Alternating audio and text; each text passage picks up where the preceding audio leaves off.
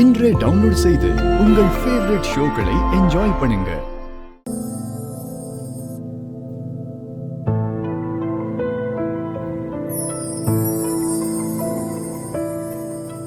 சாமி, லக்கிக்கு ஒன்னா அவன் பாத்துக்கோ. அவன் நல்லபடியா வெளியே வரணும். ஆமா, ஆஞ்சநேய சாமி தான் இருக்காருல, அவரை கேட்டா சரியா போயிடும்.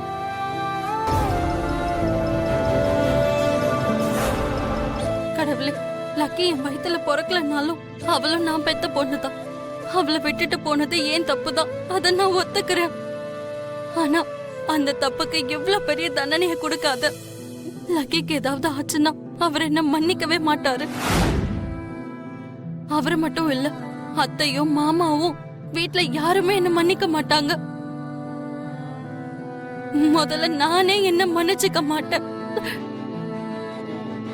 லக்கிக்காக எந்த பூஜை செய்ய சொன்னாலும் நான் செய்வேன். என் உயிரை கொடுக்க சொன்னாலும் நான் கொடுப்பேன். லக்கி எப்படியாவது காப்பாத்து சாமி.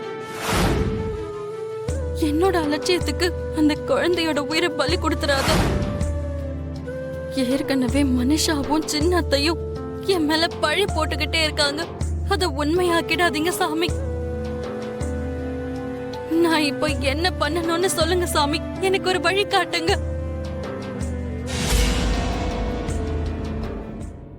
ஆஞ்சநேய சாமி, எங்க இருக்கீங்க?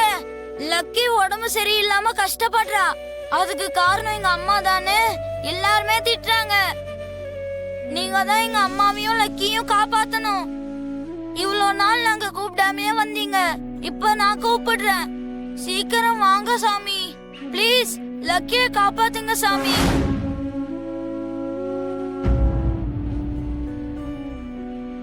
தாத்தா, என்ன ஜுன்னு?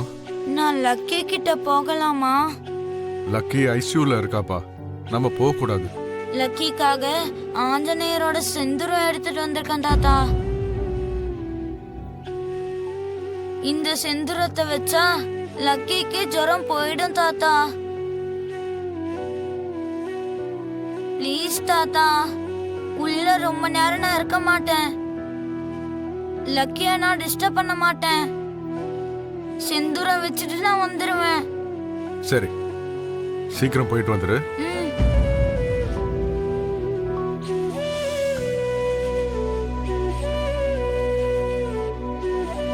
தம்பி, யார் நீ? எதுக்காக உள்ள வந்திருக்க? உள்ள கிட்ஸ் எல்லாம் வரக்கூடாதுப்பா. லக்கி என்னுடைய சிஸ்டர். அவளுக்கு ஜுரம் குறையணும்னு சாமி செந்துரம் எடுத்துட்டு வந்திருக்கேன். செந்துரம் வச்சுட்டு போயிடுறேன். சரி, சீக்கிரம் வச்சுட்டு போ.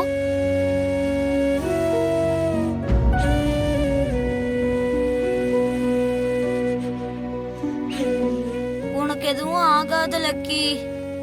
உன்னை ஆஞ்சநேய சாமி காப்பாத்துவாரு. உனக்கு ஜுரம் குறையணும்னு நான் ஆஞ்சநேய சாமி கிட்ட வேண்டியிருக்கேன்.